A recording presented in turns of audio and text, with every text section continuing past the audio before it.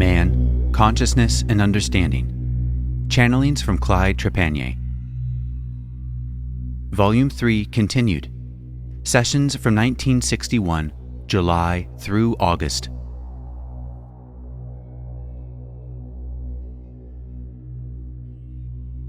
Friday, July 14th, 1961. Greetings in the light, my friends. I am Oxel. If those of you who are here tonight, who are old friends, will bear with me, I should like to speak with you for the benefit of your guests. I know that those of you who have heard my many dissertations will have heard these things before.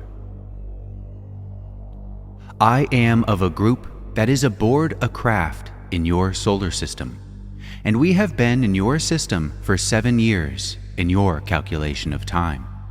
However, we are not of this system. I shall refer to our system as the system of Arcturus, since our sun, Arcturus, is known to your astronomers.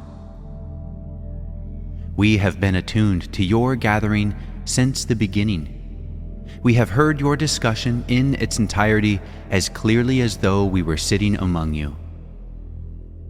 This may not seem possible to some of you, but a great deal of our scientific knowledge and functions would not seem possible at your present state of understanding. The craft in which we are now living perhaps also would amaze some of you. This craft is known among the Confederation as the Otavana. This was also known to some of your ancients. Our craft is 120 miles in length. Its diameter is 30 miles. We carry upwards of 25 million people upon this craft. In short, it is in itself a miniature planet. We can sustain ourselves upon this craft for indefinite periods of time. Do you think, my friends, this craft could have been built upon your planet?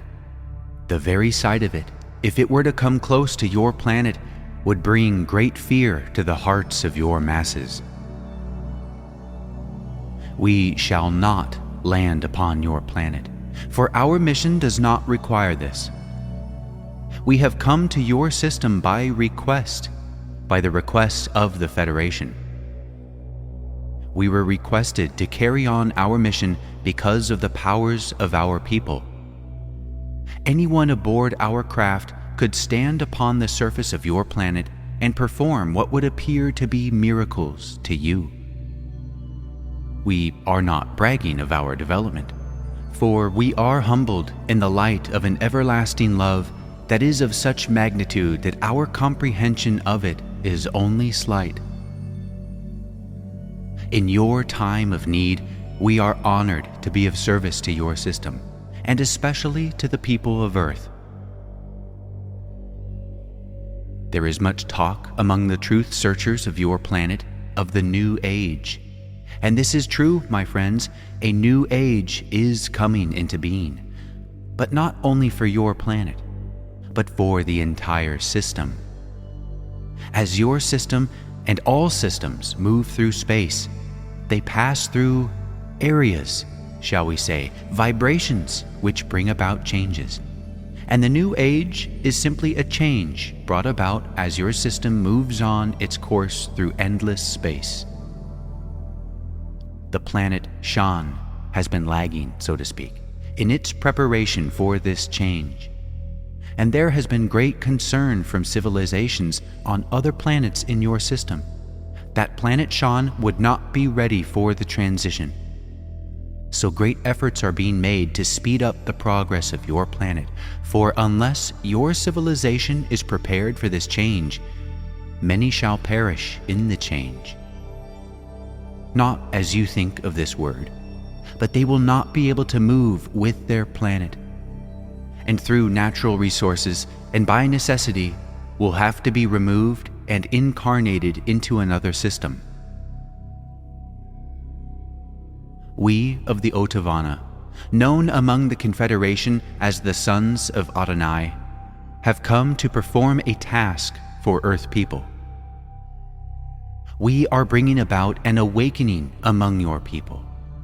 Not an awakening of any great knowledge or service, but rather awakening them to the realization that they must make a choice, that there are two ways to go and they must make a choice. To those whom we see who make the choice to serve their humanity, to follow the path of truth, of love, and of understanding, we pledge our assistance. They shall be guided into a way that will bring about new understanding, shall bring about a new way of life. You will find yourself doing certain things, not knowing why. You shall find yourself following a path. We shall not at any time guide you or direct you in any manner that would be injurious to your person. But to all those who make the choice, we shall move in with truth, with light, and with love, and surround and guide all of those who make the choice rightly. It is a pity that a civilization has to be guided and directed into a path that is so obvious to prevent their destruction. So I say to you, people of Shan, we, the sons of Adonai, are in your skies. We are watching individuals waiting for their choice. I should like to add that from planets within your own system, there are many living among you, quietly going about their work, hoping to bring greater knowledge to Earth people, both scientific and spiritual. These people are much like yourselves, and you come in contact with them many times, not realizing this. But you say, why do they not make themselves known? They have a great mission to perform. They are making a great sacrifice in coming among you, and in every case where they have become known, their work has become hampered. And in most cases, in order to perform their duties or their mission, they had to be withdrawn and replaced with others who were not known. Most Earth people, when they have discovered the powers of these people, immediately attempt to make gods, as you call him, out of them. They want to worship them, or else they want to kill them. There seems to be no in-between, so to speak, and so these people came among you as one of you and work for your benefit, to attempt to bring understanding to Earth man. And now, my friends, I leave you by extending to you the love, the light, and the understanding of my people. I am Oxel.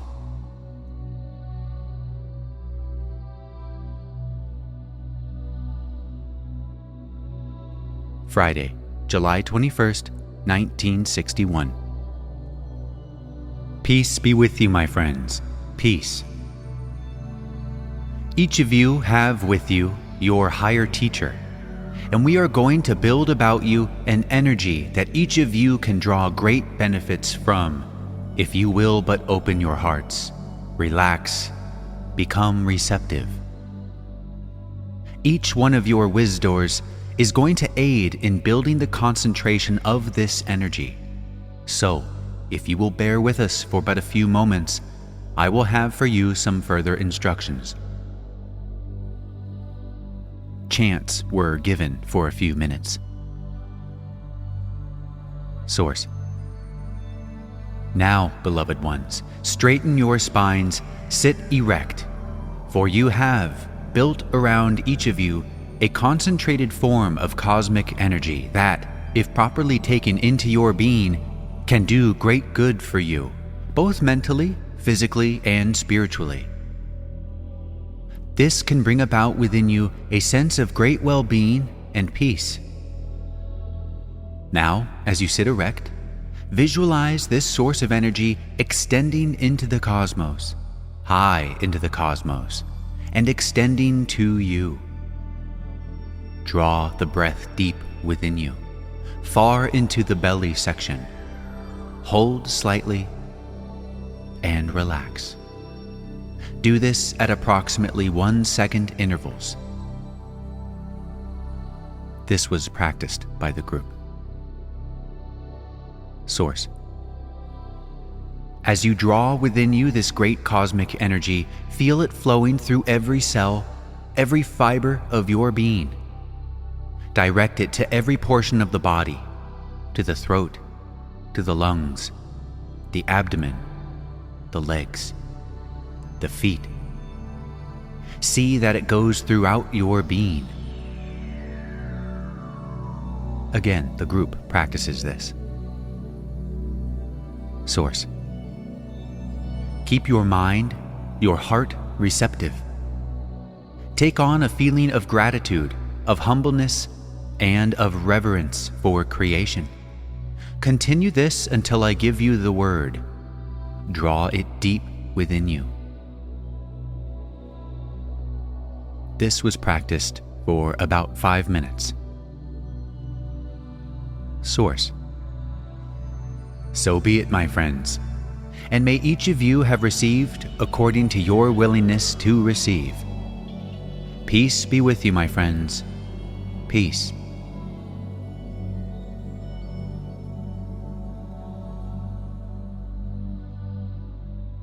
Tuesday, August 1st, 1961. Greetings to thee, beloved ones. May the peace of the Infinite One rest deeply in the hearts of each of you now. Beloved ones, as you approach the coming changes that await your peoples, try to know and realize that what is to come is for the good of all mankind upon your planet.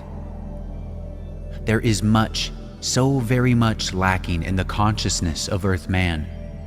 But as we observe from our vantage point, we can see among many of your peoples a broadening of this consciousness. Man must soon come into his own, into a greater concept of what he is and why he is where he is. Man grows only by experience, as you well know, and if man is to grow and expand, first his consciousness must widen. It must widen into greater realizations of what and who he is. Man must gradually grow into the consciousness of creation, gradually come into the realization that he is a creator in his own right. Every thought, every act is a part of creation. He must come into a realization of the powers that lie within him, the powers of his own mind to create.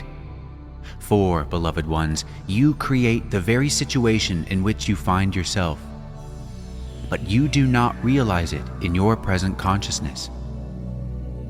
Man must rise up and up and up in his consciousness, expanding ever into greater realizations. Many false concepts have been taught in your civilizations. Man has been taught that he has been created with his limitations, that he has no control over them.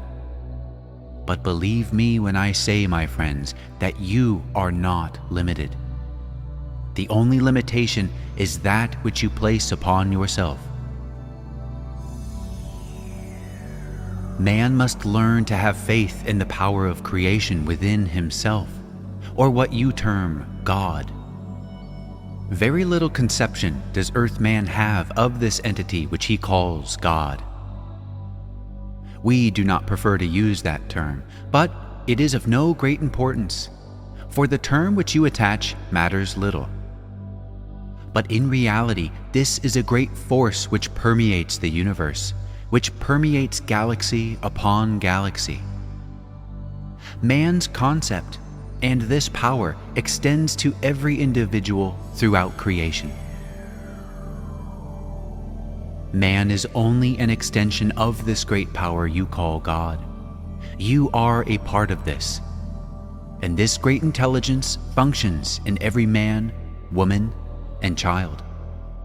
Man must learn to let it dominate his person, to let it come forth and express as good as it was intended, and come into a realization that this great power functions through him. It functions equally through all creation. It is no respecter of persons. It neither rewards or punishes. This great universal power functions only by law. And man will either function by the law or he will not function by the law. And only through the reaction of the law will man reap his rewards or his punishment. It is very necessary at this time that man must be brought these realizations if he wishes to progress with this planet. For man can only grow by his own efforts, his own experiences. Each experience a stepping stone to greater understanding, if he will but attempt to grow by these experiences. View them positively, attempting to learn the lesson that each experience brings to you, and give thanks that this is so. Only as man begins to understand and know himself will he grow in his attitude toward his fellow man. For when man begins to have an understanding of himself, then he begins to understand all mankind, and a consciousness of love and understanding begins to develop in him. And as this consciousness spreads among the people of earth, a race consciousness begins to take root, and man will learn to live in peace. He shall learn to live side by side with his brother man in peace and love, and no more will wars exist, nor hatred and greed, but all mankind shall find his thoughts, his deeds, his actions directed toward the good of all mankind, and not toward a group, a nation, or any race of man. The only reason wars are brought about is that man does not understand his fellow man. Man functions selfishly. Greed breeds in the hearts of man, and consequently, chaos results.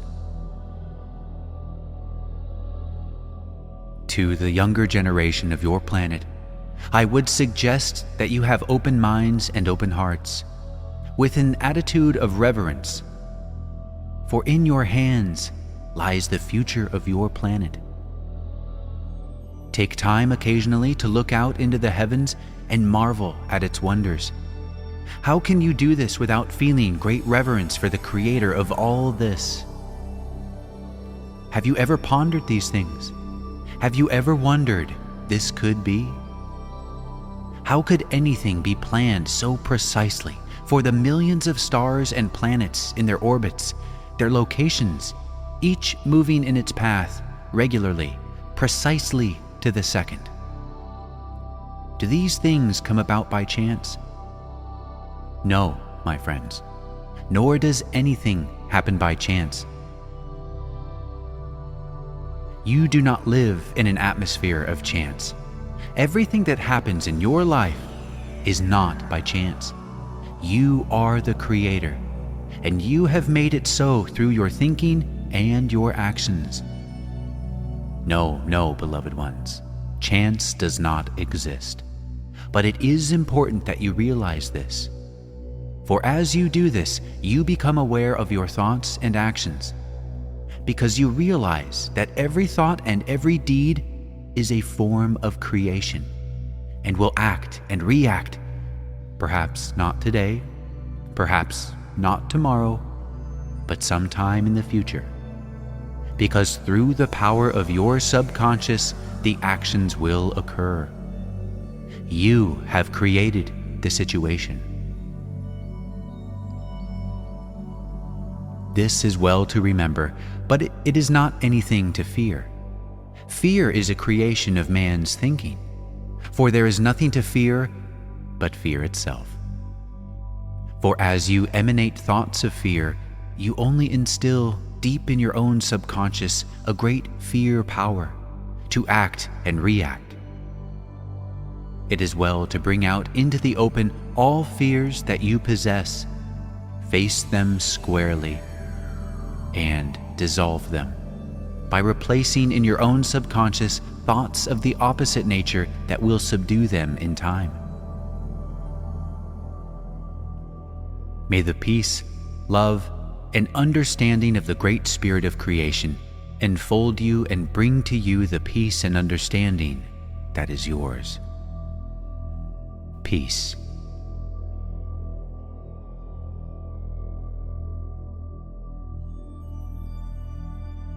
Monday, August 7th, 1961. Peace. Peace be with you. Beloved children, why sit ye here in quiet solitude? What seek ye? As I speak for a few moments, beloved ones, hear not my voice, but hear these words coming to you from within. These words, consider them as a voice within you, speaking to you in quiet solitude. Let not trouble nor fear rest in your mind, for I am ever with you. What you really seek in your silence is to find me. I am ever there, for I am a part of you as you are a part of me. You are the branch through which I express.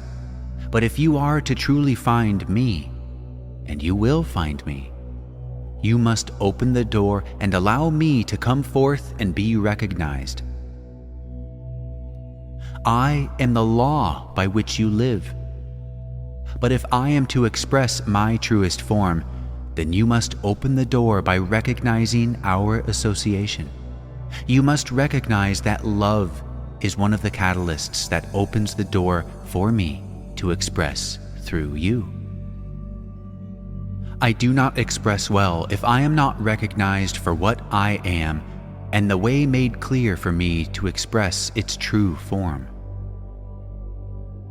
My true form of expression is one of joy, of peace, one of thanksgiving, ever grateful for the opportunities that life has given to me, ever ready to serve my fellow beings to my fullest capacity with wisdom and understanding, knowing and realizing that man is ever in a state of evolution, and that in the great sea of life, man, through his experiences, is raising himself ever higher in his understanding. And as man rises in his understanding, my expression through you can only be as perfect as you will allow me to be by recognizing me for what I am. For I am that I am.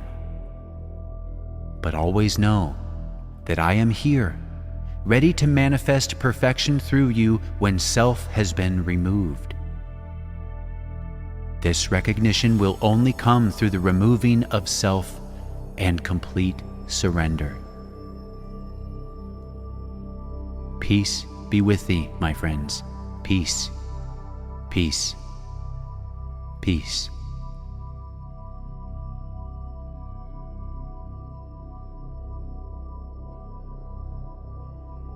Friday, August 11th, 1961. Good evening to you, my friends. I am Yum. It is my pleasure again to come into your midst and to spend a few moments with you. My friends, what would you like to talk about this evening? I feel that it would be better if we speak of something that you are precisely interested in. Questioner: I would like to speak about developing the wall of light around us. Yum: Well, I would say that this was expressed quite beautifully by one of your teachers from the craft. This, my friends, is a technique that each of you must develop.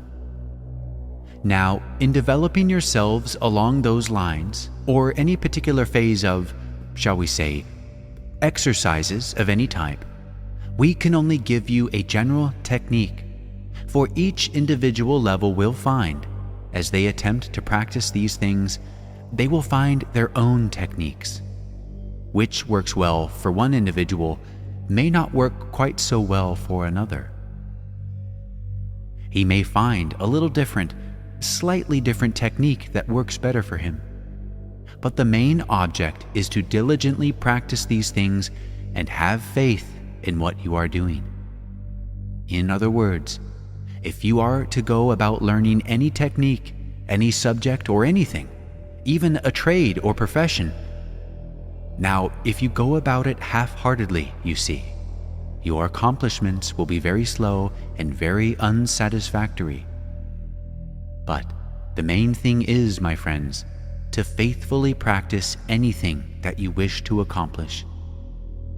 If you were to attempt to learn a musical instrument, you surely realize that it would require great persistence in your practice if you are to become proficient in this technique.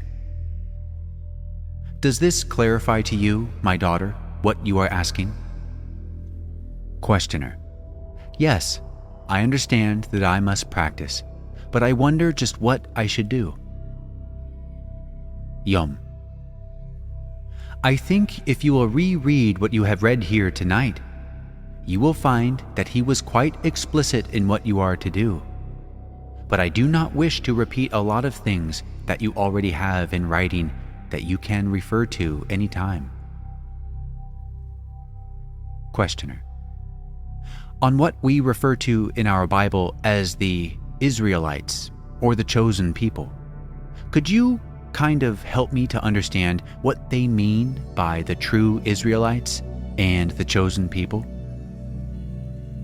Yum: My daughter, your Creator has created many souls upon the surface of this planet and upon many other planets, and many who are not upon planets. But in my present level of understanding, I could not see why any people could be said or could claim to be chosen people. For man was created equal in the sight of his Creator. Men may be chosen for a specific mission or duty to perform, but to say that any one group, any one race, or any one nation of people, or even any one planet of people were the Creator's chosen people. There are many things that are written in your religious recordings. Many words are used, many expressions. But all we have come to realize is that these are records of history of the past, and that they were recorded by man, and in many cases, they were recorded by men of the times to convey to the people of their time some particular message or idea. And also in the many translations of these records, many errors have been made. You will find, if you are to search out, there are many other records that are considered as authentic as what you call your Holy Bible. And to those who use these records as their truth to follow, they are just as sure that every word therein is true and unadulterated. Well, my friends, the thing we have to do is to sort out the truth from all of the records and information and be able to discern, to take into our being, in sound meditation, these things of which we find ourselves pondering about. And as we learn to truly go within and become one with that infinite wisdom and power that exists in each of us, we all have it. I do not have any more of this than you have, and you do not have any more than I have. The only thing, we have to learn to use it. And here again, my friends, this is only done by practice. Discipline is what is needed in our lives.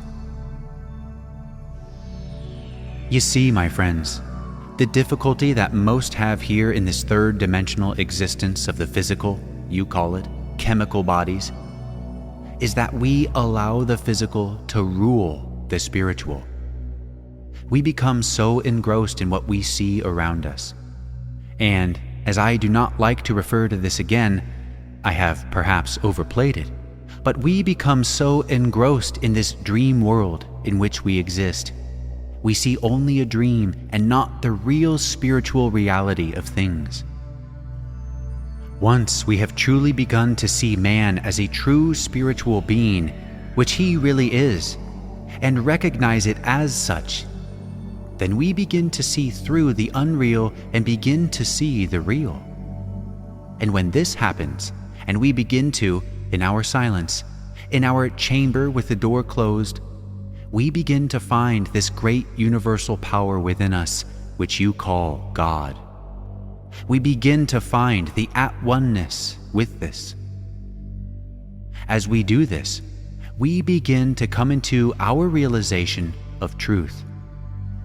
We find we are able to recognize truth, and no longer do we have to spend great periods of pondering these things in order to decide if it is truth. No longer do we find ourselves going through the states of confusion, but we begin to see life as it really exists. But I have taken a long time to answer your question, have I not? Questioner: I would like to ask a question, Yom, if I may. A little bit more of the days that lie ahead and our place within it, our part of it. What part we might be able to play collectively in understanding? Yom: You want to know what lies ahead? Questioner: More specifically, what we ourselves can do to help bring others in, I suppose. Yom: My friend, I am sensing some little confusion here in what you are attempting to convey to me. I am trying to pick this up from you. I find I do not quite read you clearly from your thoughts. I am not quite sure. I am trying to make rapport with you in your thinking, that I might understand more clearly what you are asking, but I find there is some confusion as to exactly what you are reaching for. You are concerned. I find in your mind some concern about the future and what is to take place in the future. And yes, you want to. You are wondering what will be the duties or mission, let us say, of people such as are gathered here tonight. Is this so, my friend? Questioner: Yes. Yom: Now I have you clearly. To go into everything that is in the future would take a great deal of time, and I could only give you a general idea, for the time of these events is not known to any of us. When I say the time, I mean the exact time, the hour, or the day of these events cannot be pinpointed, let us say, for certain conditions will alter slightly one way or the other. And there is a possibility through the efforts of Earth people that some of these events, which are more or less coming, let us say, can be canceled out, for nothing of this nature has to be. It is only brought about through the law of relativity or cause and effect. But all of you here, I am sure that all of you know that there will be great changes to take place upon your planet. And as to this, I could not give you more information than you already have. As to your path in the future, this again, my friends, depends upon each of you individually, on how far you will advance in your understanding. For the higher you reach on the ladder of evolvement or understanding, the more you will be able to do for those who come seeking, those who are awakened at the last minute and make decisions to follow the light. Many of these will need help, and those of you who have learned and sought truth, have developed your own understanding, will be able to do much to help these people on their path. There are many, many people on your planet that have not awakened. There are many who will not awaken, for they do not wish to be awakened. They wish to remain in this dream world in which they find themselves. They like it. So, if they like it, let them remain until they decide they would like to go a little further. For man must be allowed to do that which he most desires. But To those who awaken, who come for help, sincerely seeking, you will be able to do much for them. And this will be a mission for many of you. How much you can do will depend upon you, my friends, by how much you have got, for you cannot give that which you do not have. It is that simple, my friends. Questioner. Sir. Yum. Friend. Questioner. I would like it very much if you would establish a retreat here in Detroit, somewhere we could all come and leave this world and get up in the hills somewhere and study just for a whole week or so. We appreciate your coming as often as you do, but I don't think I'm going to make it unless I get away for a while. Can't you do that? Yom. There are many retreats, my friend, if you would like to go to a retreat. Questioner. I want to go where you are teaching. Yom. Are you sure that this would be your answer? There are many retreats, my daughter, but in the retreats, you also have problems. There are still people. The problems will not be the same, but there will be problems, for I have spent a great deal of time upon this planet. I have been in what you would call retreats. I suppose you would call retreats. I have been many places. I have moved in your cities, in many of your countries, but there are always problems. And the problem, when the final realization is reached, this has been my experience, the problem has always been with me. And I had to bring out this problem and face it squarely with no fear. I had to bring myself to see the real me. If you think a retreat would help, I could recommend many. Questioner. The idea being that if we concentrate on getting rid of the self, or concentrate on looking at the self, rather than cooking and washing dishes and going to work and all that, it certainly could be done faster, right? Yom. I am afraid in my understanding, I would have to disagree. For whether I am washing dishes, or whether I am digging a ditch, or whatever I might be doing, I must be aware. And when I am aware, and I am doing what I am doing with a loving heart, a willing heart, I am rejoicing that I have the opportunity to do this. I find it does not matter too much where I am. And I think if you would look around among your own people, you will find many examples of people who have risen to great heights in spiritual evolvement and understanding under what you would call most adverse conditions. Questioner. That is true, but you were a teacher in the mystic schools for many years, and Roy Davis studied with Yogananda for years and did nothing else, and I just feel that you could certainly develop faster spiritually under such conditions. Yom. You could gain knowledge much faster, but knowledge will not accomplish everything. But in these places of which you speak, unless you are willing to place upon yourself the discipline, the strict discipline that is necessary, your accomplishments will be very little. If man is really to grow, he must discipline himself. Questioner. I see. Then we must first accomplish the discipline in our own environment before we can benefit from a retreat? Yom. Not necessarily. You can do it anywhere, in a retreat, in your own environment, or wherever you find yourself. Everyone cannot be in a retreat or spiritual school. I am sure that if it becomes necessary that any of you really need this type of thing, you will find the opportunity presenting itself. Now, my friends, I know your hour is getting late. I feel that I have stayed my time. It has been my pleasure to spend this time with you.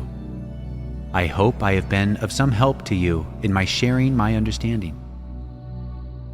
But this is my understanding, and I am only sharing with you.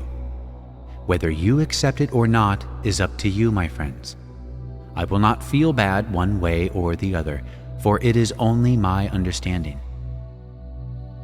I wish to extend my gratitude to members of this household for welcoming me into your household. And to the rest of you, I extend my gratitude, my blessings, and my love. It has been my pleasure. Good night to you, my friends. Good night to you.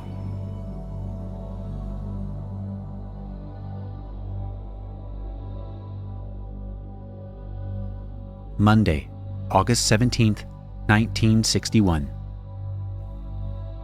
Greetings in the light, my friends.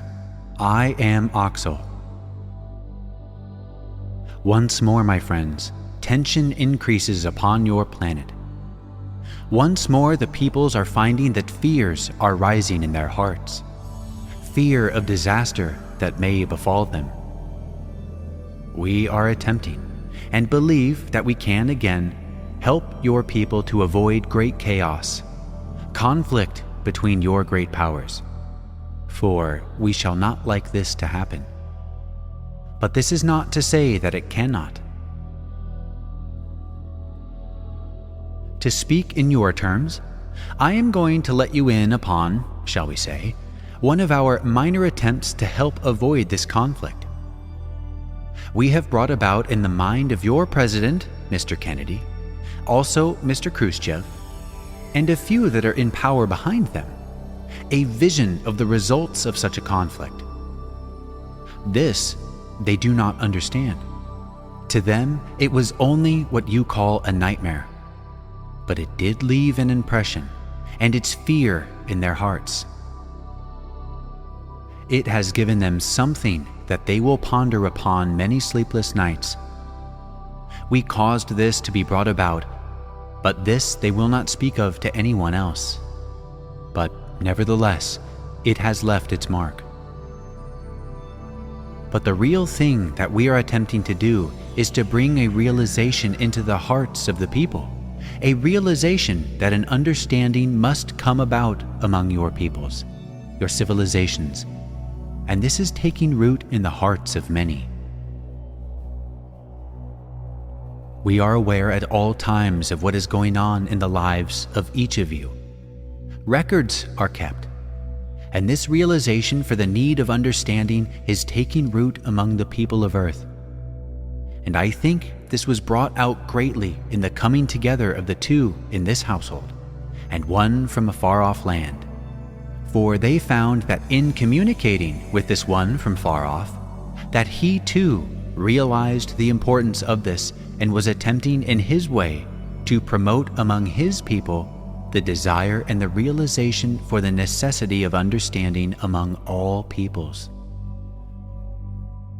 It is the sincere duty of everyone who is interested in the welfare of mankind upon your planet to do everything in his or her power to promote an understanding among all mankind. There are many, many ways that you can do this, and only in this way and through the people, not your leaders, that a brotherhood of man, an understanding of mankind will come about.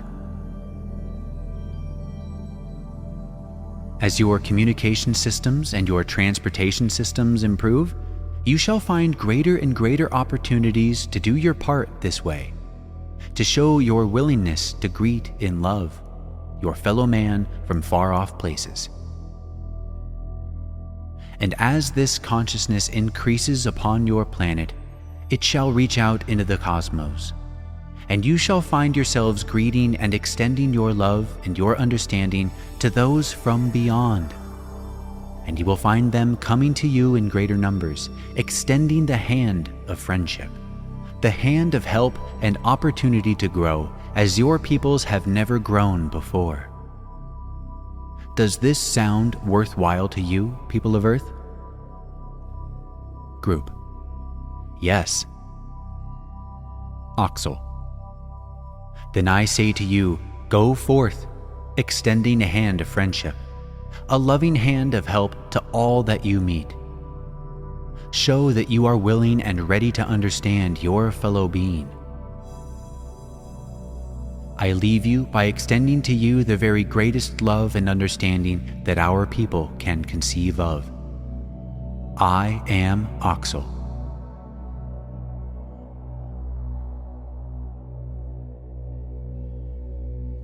Friday, August 25th, 1961.